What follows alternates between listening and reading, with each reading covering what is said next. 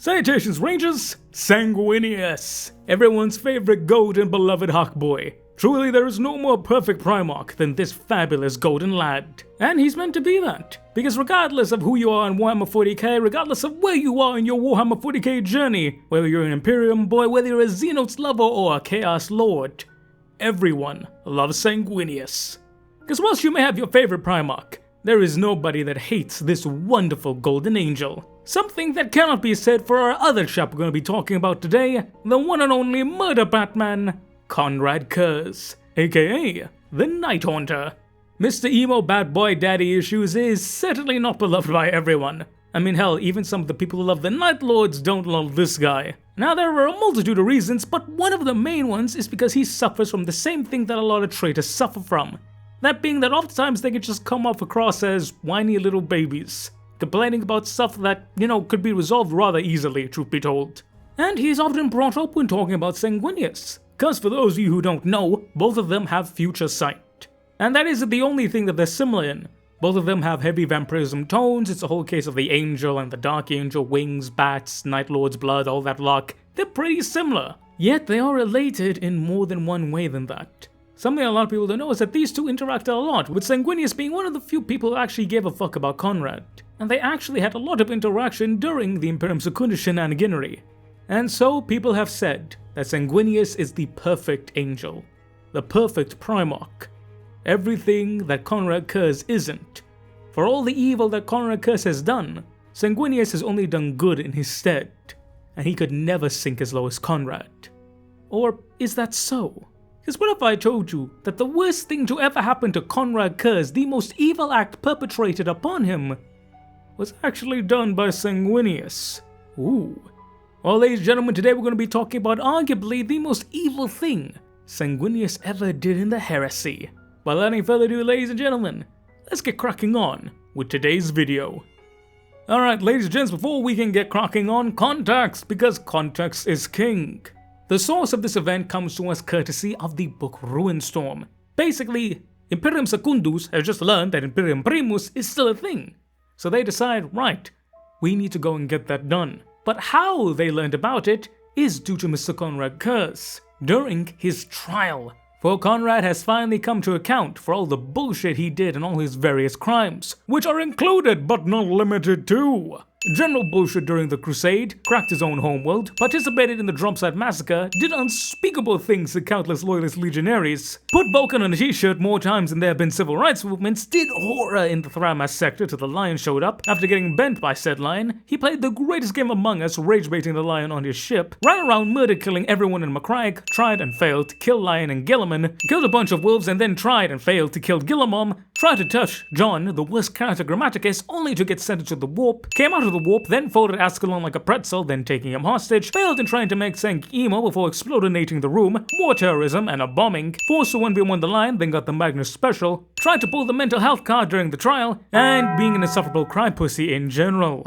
Yeah, that was the condensed list. But basically, in the final midst of the trial, Curze is like, yeah, bullshit, Lamau get wrecked. And he is just enjoying this. He is an actor on stage during the grand performance, and he is lapping this up. So much so that he ends up pissing Sanguinius off so much that Sanguinius is like, right, you think Dad's gonna queue for assassins? How about I just hit you with that magic force lightning and watch you die? So much so that the Lion and Gilliman have to make him stop. When the Lion is the one calling for restraint, you know you fucked up. But during this whole shenaniganery, Curze would reveal that the Emperor would still have to send assassins to him. Due to this, the three of them would realize if the Emperor hasn't yet sent the assassin, he must still be alive. Which means that Imperium Primus is still a thing. At that point, everyone's like, oh my god, the Imperium is still existing. We have to go and help Dad. It is at that point that they then decide their threefold strategy. Sanguinius is going to make a straight line to the homeworld, whilst Gilliman runs interference, and the Lion goes on retribution crusade to ravage the homeworlds of the traitors. So they separate, and they're off on their own. But then that leaves Mr. Konrad Curze boy. What are they going to do about the emo Batlord? Well, originally he was made to trial to stand before the Emperor of Imperium Secundus, that being Sanguinius. But considering that the actual Emperor is still about, his trial will have to be held by him, as his only customary right. Thus, Sanguinius grabs Konrad and is supposed to take him to Terra and present him for the Emperor to stand trial. The thing is though, Sanguinius kind of already has an idea of what's gonna happen, and he is not too pleased. But what exactly would happen? What exactly would go on? And what judgment would the Emperor render? Well, instead of me just locking on and on and on, hear it straight from the horse's mouth. Taken from the Horus Heresy, Ruined Storm. The chamber was dark. Though it was not a cell, it could easily have been. The vault door at Sanguinius' back was sealed. Ascalon and a full squad of the Sanguinary Guard waited beyond it.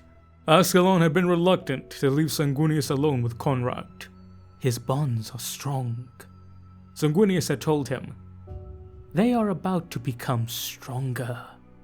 The stasis coffin stood against the far wall. It was open, angled backwards, waiting for its occupant. It was embedded in a generator that protruded into the room, bulking like a mausoleum's vault. Energy coils sparked, the power contained, ready to generate the field. The Night Haunter stood in front of the coffin, unconcerned. You think your faith has been rewarded? He said. Sanguinius thought for a moment. Then he said, I believe you are speaking for yourself. You must be pleased, Konrad. We march towards the end we both know. Nothing has changed. Nothing ever could. Really? I don't think you believe that on Davin. Unease, that emotion so strange to see on the Night Haunter's face, appeared again. He covered it by glancing back at the stasis coffin. When he looked back at Sanguinius, his contempt was in place once more. So now you take me back to face our father, he said. You will answer for your crimes. He isn't going to execute me. We both know that. We do. Sanguinius agreed. A new possibility occurred to him. He turned it over and over in his mind before he allowed himself to consider it more than wishful thinking. It rose before him, not a sudden epiphany, but a slow dawn, forged in darkness, tempered in despair. It was hope, thin as a blade, but oh, how it might serve the light, how it might be salvation. In the midst of its lies and manipulation, Madali had spoken a truth. There had been a choice. It was possible to alter fate. The question was whether that chance had only occurred on Davin. Sanguinius put his hope to the test. Father won't have you executed, he said. I believe he should. But you're right. He won't. Prison will be very dull, said Curze. I will miss our conversations. Sanguinius ignored the taunt. Father might do worse, he said. He watched Curze's face closely.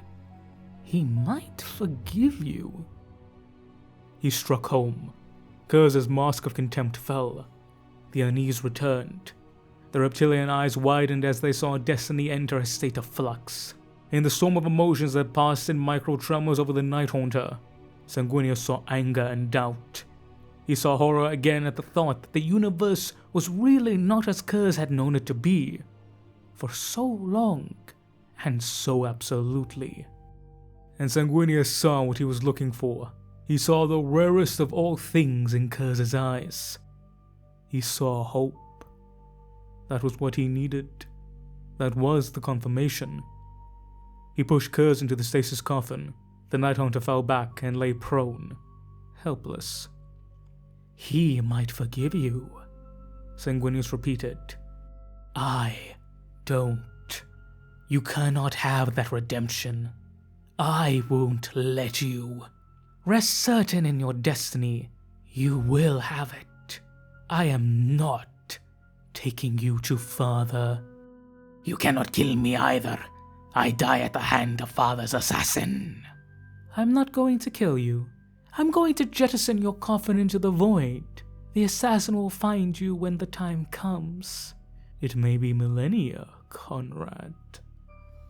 The hope vanished forever from Curze's eyes, replaced by a different form of horror. You claim destiny can't be altered, Sanguinius continued. So be it. Yours will be as you say. He stepped back and depressed a pad on the side of the coffin, generating the stasis field. It froze Curze in mid-scream. Sanguinius turned from his brother. He moved to the vault door. He did not open it immediately. Before he saw Ascalon, before he looked upon any of his sons, he thought about his fate and hope. He would meet Horus on the vengeful spirit. He accepted that inalterability of his fate to that point. But he had learned that destiny could change. Perhaps there was still a choice to come, only it was not his. Horus was not Curze. What he had been was too magnificent to be lost utterly. Sanguinius would summon it again. He had passed through the Delphos and triumphed. He would save Horus. The spear thrust that had felled the Undivided and pierced the ruined storm was not yet done. He would see it unmake the dark to come. He reached for the vault door, ready to see his blood angels. His decisions were clear, his path shining. He would walk this road and save his sons from the black rage. Metal ground against metal as he opened the door. The sound was high-pitched. Its reverberations sounded oddly down the hall, as if they were the echoes of a scream yet to come. And there we have it, ladies and gentlemen. Arguably Sanguinius' most evil act in the heresy. Now, a lot of times people often overlook this. They only focus on Sanguinius and what he confirms. Again, this is the epilogue of the book, so again, not many people are going to be ultra hyper focused on this. In fact, there are some people who might argue that Sanguinius did nothing wrong. This is what Curze wanted after all. Vindication is better than death. But just because you hate Curze doesn't mean you should give Sanguinius a pass. That is often a thing that happens in 40k. Well, just because you love one faction doesn't mean you have to completely overlook everything. But I'm not just going to say that and not give you a reason behind it. Sanguinius, time and time again, has had a vision that the end he will die fighting Horus. And then of course what happens with his psychic scream and the black rage. For the longest time, that seemed like certainty. But then he decides to test the theory. The theory that things can change. Konrad, who's been set in his ways for forever, he will die by the Emperor's hand and that's that. He is Mr. Irredeemable. What if Konrad actually has hope? What if Sanguinius can change his future? The fact that Curze understands this, the fact that he knows this and accepts this, the fact that he changes, the fact that there is hope in his eyes, confirms to Sanguinius that change is possible. It confirms that Konrad's fate is not set in stone, and in doing so, it confirms that his fate is neither set in stone. Yet, despite this, he chooses to be cruel. Sanguinius, arguably one of the most merciful and kind-hearted primarchs that there is, chooses to absolutely, inexcusably deny Konrad his chance at redemption, to deny a brother a chance to stand with him again, to ostensibly go against the Emperor's will, because it's the Emperor's will to judge him, and Sanguinius is pretty certain that the Emperor might forgive him. And instead of risking that chance, instead of risking that the Emperor might do that, Sanguinius takes it into his own hands and essentially bypasses the Emperor's authority. Instead of placing his faith in the God Emperor, that everything is going to be alright, that the Emperor knows what he's doing, instead of trusting his father, he's like, this is something I cannot risk. He goes against his father, against his father's wills and wishes, and does what he thinks is right. This is a big thing, especially when you consider this close in the heresy. This is not something that's small. Because again, those who turned against the Emperor did not trust his vision, they did not trust him. The fact that Sanguinius does this is a big deal, and let's not downplay this, yeah? But then that begs the question. Sanguinius, one of the most loyalist and stout followers of the Emperor, one of the greatest sons of the Emperor, why did this be his breaking point? Why is this thing with Konrad what shoved him off the edge? I mean, if this was Vulcan, I'd 100% understand, right? Because Curze fucked up Vulcan, he fucked up his sons, he did the Isaban massacre and all that. Like, it makes sense. Curze had 100% made an enemy of Vulcan. But what did Curze do to Sanguinius? The only thing that comes off the top of my head and the things that I researched is that, he beat Ascalon, took him as a hostage. He tried to explodinate Sanguinius, sure, but that's just it. He didn't really do that much to Sanguinius, truth be told. Like, sure, they had some bad conversations here and there, but there wasn't anything particular that Curze did to Sanguinius. I mean, it would have made more sense if he did it to, like, the Lion or Guilliman. I mean, after all, he fucked with both of their legions time and time again. Thramas for the Lion, in Ultramar for Guilliman, he tried to kill Guilliman's mom. He killed countless people in gruesome, cruel ways. Right after the Imperium Secundus was like, hey, here's a safe space, the Night Order comes in and makes it unsafe. Time and time again during the Heresy, as well as the Great Crusade, Curze earns marks against every other Primarch. And he just behaves in a despicable manner. Anyone really would have a gripe against him, but Sanguinius, it seems odd. And in that understanding, do we get the revelation. Curze never did anything directly to Sanguinius, but Curze did hurt his brothers, much more than he ever did Sanguinius. And that is where the wrath of the angel came to play. Sanguinius is of a particular caricature of person, very much like Vulcan in that case. They value others' lives over theirs. That's not to say that they don't value their lives, but if push comes to shove, they are the shield that protects. That's their whole shtick. They will do for their sons, for the Imperium, for their duty above their own lives. That is what it is to them. If they get fucked up but everyone else is okay, that's alright. No mind. It's okay. All good. So, to see his brothers be used like this, to see Konrad play them for fools, to see him scour the Imperium Secundus and just create havoc, to instill the fear and horror that they worked so hard to get rid of back into people again. And I failed to mention earlier, but Curze was able to cause infighting between the Lion and Guilliman. He was able to split them apart. That tentative bit of unity that Sanguinius basically held together was shattered by Curze, even if for only a briefest moment. Curze had come in here and been nothing but a destabilizing, horrific endurer of fear. That is what Curze was. Curze was purely, wholly, and utterly negative, and the only thing he did was harm the people Sanguinius was sworn to protect. When you put it into that context, it suddenly makes a whole hell of a lot of sense why Curze was suddenly at the very top of Sanguinius' shit list. But it's more than that. As I mentioned before, both Sanguinius and Curze have a sort of future sight vision. They both see their futures. Sanguinius time and time again has seen futures of him in service to Khorne, leading a revenant legion of maddened, flesh-eating berserkers. He saw that, always. But unlike Konrad, who accepted that this was fate, he chose to fight against it. This is just pure speculation at this point, but I believe that Sanguinius looks at Konrad and sees what he could have been. He sort of sees something that might have happened to him. He sort of sees himself in Konrad, and that upsets him. Because it's the case of, you and I are so alike. I chose to fight it. You chose to accept it. Why?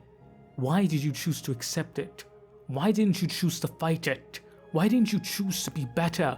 Why? Why? Why did you accept this? Why did you force me to do this? In a roundabout way, I think Sanguinius is upset at his brother. And I know, obvious statement, yes, but what I mean is that he genuinely is upset at him not because of what he done, but because of what he allowed himself to become. It's a sort of tragic thing. You hate them not because they did it, but because they allowed this situation to happen.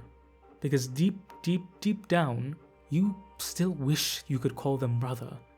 You still wish it was good. But so much damage has been done that you know it can never be good. And I think that feeling is only further compounded when Sanguinius remembers all of the evil Konrad did to all the people he was supposed to protect, all the innocents he was supposed to protect. Again, this is towards the end of the heresy, so everyone has suffered so incredibly much. So I think that all of this is coming to a head. Sanguinius has reached a boiling point, and Konrad just so happens to be the epitome of that. The evil of the heresy, the weakness of the primarchs, all personified in one person. And to Sanguinius, in a very human moment, he decides that enough is enough. To all of those who lost redemption, who lost salvation, why should the Night Haunter get it? Instead of doing what arguably is right, because regardless of whether or not Konrad deserves to be redeemed, if there's a chance that Konrad could be redeemed by the Emperor and rejoin the Loyalists, not only do you have an extra Primarch on the Seat of Terror, who knows how many Night Lords would have turned away from the traitors to rejoin their Primarch. Because at this point, they were led by Gendor Skravok. And who are you gonna follow? The fucking Night Haunter or the femboy Night Lord himself? It's a simple decision. And Sanguinius is no idiot, he knows how much they need this, he knows how much of a boon Konrad could be. But the pain of the emotion of it is just too much.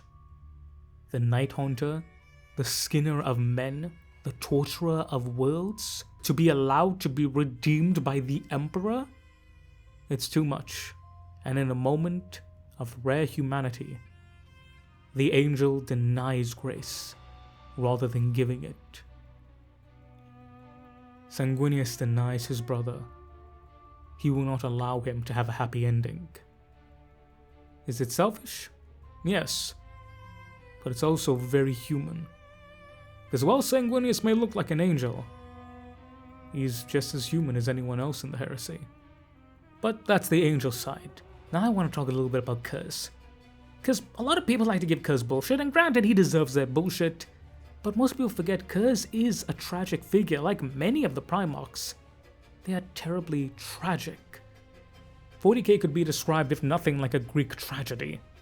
So close yet so far, to come to the cusp of perfection of a golden age only to have it snatched in the final moments of the act. And Curze really did suffer. Curze was someone who was broken, he was hurt, he was less than what he should have been. From the get-go, Curze didn't really have anyone there. You know, shits and giggles aside, he really had everything stacked against him. He landed on a Shrama with literally no one. People tried to eat him the first thing he saw. He had to murder and kill just to survive. And no one really gave him the time that he needed. No one tried to help him because the Great Crusade had to happen. There was no time for anything else but to move forward and move forward. Now granted, yes, he did fall into the whole bullshit of, oh, woe is me, everything is ordained, I didn't do anything wrong. But that can also be true in the same vein that he didn't get any help. He neither helped himself, nor did anyone offer to help him. Both can exist at the same time. And with that, Curze slowly devolved into madness. And we see in his last day, Curze is truly a broken man. Now some of you may argue, oh yeah, that's because he was stuck in stasis for thousands of years, but stasis pauses you relatively speaking. Of course there could be other things going on with him that were caused by the stasis, but I would make the argument that this final thing is what truly broke him. The idea that Sanguinius, the most gracious and merciful of all the Primarchs, was so abhorred by him that he would deny him redemption. This one fact, this final denial. Again, this is pure speculation and conjecture, but I believe this is what really did finally shatter anything of Konrad Curze and allow his madness to truly come into being. And to those of you who still don't want to give Konrad anything, in the final moments, Konrad is not a demigod. He is a broken man, filled with tragedy and horror. And if you don't believe me, well, let's take a look at it directly. Taken from Horus Heresy, Konrad Curze. Father, Father, Father, he said, a single tear ran down his cheek. By its progress, a little of his lost majesty was restored. The patina of corruption was rinsed away by grief.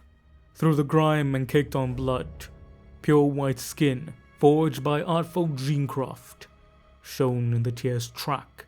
Had I my time again, and freedom from fate's chain to act, I would never have become Konrad Curze.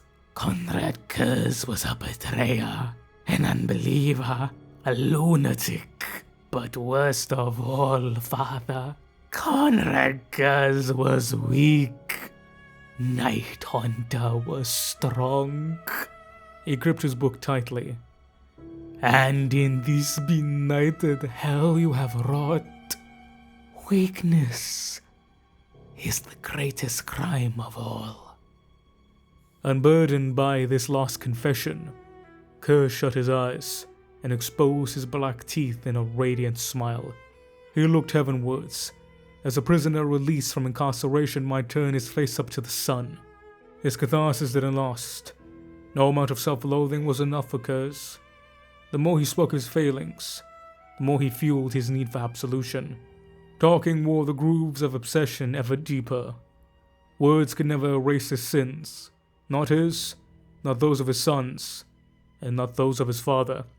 A sense of pressure building before a storm pressed the air in the room to an uncomfortable thickness. From out of this rolled the thunder of words that Curze had yearned for, yet in the last sane pockets of his mind had never expected. "You are not weak, my son." The voice drove Curze to his knees with its power. His head rang with a sudden white pain. A roaring hurricane of might blasted from the figure, now surrounded with actinic light, tossing the remains of his lost victims around and burning out the wall, exposing Curze to the light of hateful stars. "Father," he said. His voice was fractured, small, a child's voice, pitiful. "I am beyond your accusations, beyond speech, beyond anything. Why do you think that I speak? Your madness is finally complete." Again the words rang Curze's skull with the force of a clapper striking a bell. Still he managed to grin and raise his head to stare at the meat thing's glory, though he was forced to squint against the blazing light. No, you are here. I hear you. You have come to face judgment, drawn by this offering I have made. You were ever a bloody god." "I am no god, nor shall I ever be." Curze got back up, his feather cloak whipping in the psychic gale, his book clutched protectively to his chest. "You are here. You understand your guilt. You have come to face my judgment." "You cannot condone me. I am punished enough." "There is not enough punishment for what you have done. Not in this life or the next," shouted Curze. "How dare you presume to understand what I have done, and what sacrifices I have made, and what I must now suffer?" The force of the voice battered Curze back. "You will never know the depths of my pain, for which I am grateful." Curze opened his eyes to peer sidelong at the figure. "Why such hollow words?" The voice took a moment before it returned, again with thunderous force that made Curze howl. "No father wishes his sons to suffer, no matter what burdens he is forced to place upon them." Curze laughed. "An apology? What next? You will forgive me? Sanguinius warned me you might." He scoffed. "There was never anything to forgive. You acted as you were made to, but my plan was interfered with. Your insanity was not your fault, nor was it mine." Curze snarled like an animal. "Lies! Everything was as you intended." "There is nothing you have done wrong. If only you and I could have met one more time, I could have shown you back to the light." "How marvelous!" Curze fell into a minute of wild, howling laughter. "I am the Night Haunter. Light is anathema to me." "Light is within all of you. You are my sons, You are born of light. None of you are beyond redemption. Tell that to those who died. Nothing ever dies. Death is a state of transition. You have my forgiveness, Konrad. Whether you want it or not. Never! The voice in his head would not relent, but pounded mercilessly on. More masonry fell from outside the wall. The floor collapsed behind him, frittering into its constituent atoms. You made one mistake, my son. From it, all the evil you have perpetrated springs. You chose to believe in immutable fate. Without choice, there is nothing. These gods that taunt us rely upon choice. The functioning of the universe depends on choice. A single fate is one book in a library of illimitable futures. You read only one. Do you not see that you chose this? You chose to be fate's prisoner. Had you believed in your own agency, none of this would have come to pass. You made this happen. You chose to be the way that you are. Trapped. Manipulated. Insane. Curze's smile froze, seeming to become detached from the face that wore it, hovering menacingly about his lips as a thing unique to itself, before it collapsed with all the violence of a dying star, and his mouth became a screaming hole. No! You sent assassins to kill me. You want me dead. You determined what fate you trod. Your belief, my son, is nothing but an excuse for your own failings. No! Wailing, Curze threw aside his book and hurled himself into the dreadful light that would burn his eyes, and beat at the effigy, rending and tearing at it with broken black nails, peeling long coals of frozen flesh from the stitched carcass, ripping it to bloody shreds. The light went out. Shaking, sobbing, he collapsed to the floor. The last remnants of his sculpture rolled wetly from the throne. I cannot be forgiven, he whispered. Tears coursed down his face, dripping from his nose and chin, insufficient in their profusion to dilute the blood spilled upon the floor. After all I have done, where would be the justice in that? I had no choice. I had no choice. The pressure dissipated. Curze hunched down to the floor and wrapped his arms around the ruin of his substitute father. Frozen in a half embrace, he waited for a voice that he would never hear again. Now, many people debate whether or not this was actually the Emperor or Curze's madness. It could have been both. Curze also has some psychic potential due to his foresight, and the Emperor's shard could have been one of the case. But I don't think that matters. Whether this is the Emperor telling what Konrad he already knows, or whether this is Konrad telling the Night Haunter what he knows. Konrad knows the truth. He always knew the truth, and he was always scared of it.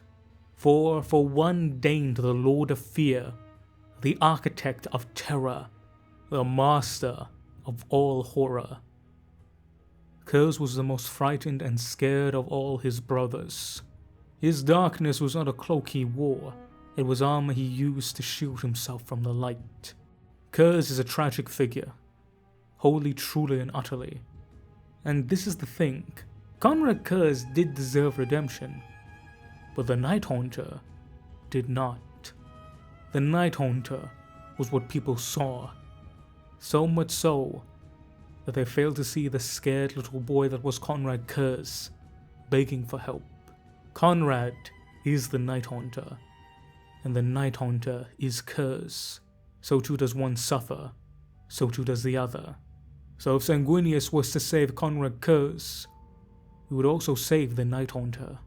Thus, as Sanguinius damned the Night Haunter, rightfully sending a demon back into the hell from whence he came, so too did he damn his brother. Someone who was scared, hurt, and alone. For Konrad was the Night Haunter, and the Night Haunter was Konrad. So too did one suffer. So too did both suffer. And at the very end, yes, Sanguinius did a righteous thing in casting down the Night Haunter, but he also did an evil thing in throwing away his brother further from the light. For this act was neither truly evil nor truly righteous, just as Konrad was neither truly innocent nor truly guilty. Like everything in the grim darkness of the far future, in the bloody ruin of the Horus heresy, it was a tragedy of most terrible and epic proportions. So too was the tale of the Night Haunter. So too was the tale of Konrad Curze. For in the end, Konrad Curze had evil done unto him, just as much as the Night Haunter did evil unto others. For Ave Dominus Nox, all hail to the Lords of Night.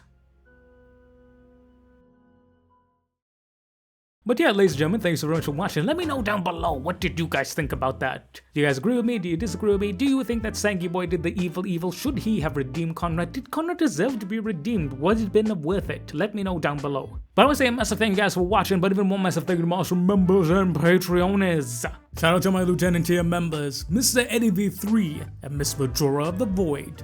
Shout out to my Sergeant tier members, Mr. Damiak, Mr. Andy McGee, Mr. Bowen, Mr. Sean IRL7, Mr. Matthew Merrill, Mr. Sergeant Cossack, 68W173D, and Mr. That Guy. Shout out to my corporate tier members, Mr. Tremail the Math Kitty, Lord Rosarius, Tech Priest Toaster, Mr. Bowen, Shauna Smithers, The Gentle Salamander, The Wench of Warhammer, Major Doshinect, Edward King, and Mr. Overanalyze This. And finally, but absolutely not least, shout out to my private tier members, Mr. Thomas Moslons, Mr. Ivan_SBW, Mr. Monkey Man, Mr. Michael Aeda, Mr. Diego Castro, Mr. Portus Unum, Mr. CMD Nay, Mr. Eric Massaro, Mr. Dom Marek, Mr. Ken_Sakura333, Mr. Adrian Von Furen, Mr. Morally Bankrupt, Mr. Matthew Peter, Mr. Josh Lee 1320, Mr. Adrex X1, Mr. Ethan Elam U71, Mr. Kiri Khan, Mr. Malpace-XB1XE, and Mr. Robert Makorovich. Thank you, I love you, I appreciate you. Some table memberships get much awesome benefits behind the scenes stuff, early access to these videos, but most of all, you get to help out your boy. Remember, this will always be free, so whether you give your boy a dollar or not, I will love you just the same. Mwah! But ladies and gentlemen, I've been the General Bradley 101. You've been beautiful, awesome, and amazing people. Thank you all so very much for watching. Y'all much always stay strong out there, boys and gals, and I will catch y'all next time. Dismiss, Rangers.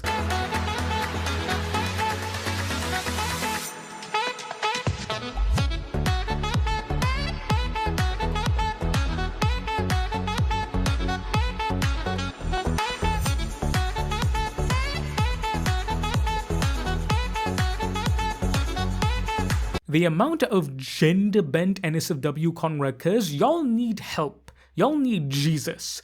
Y'all also probably might need to take a shower.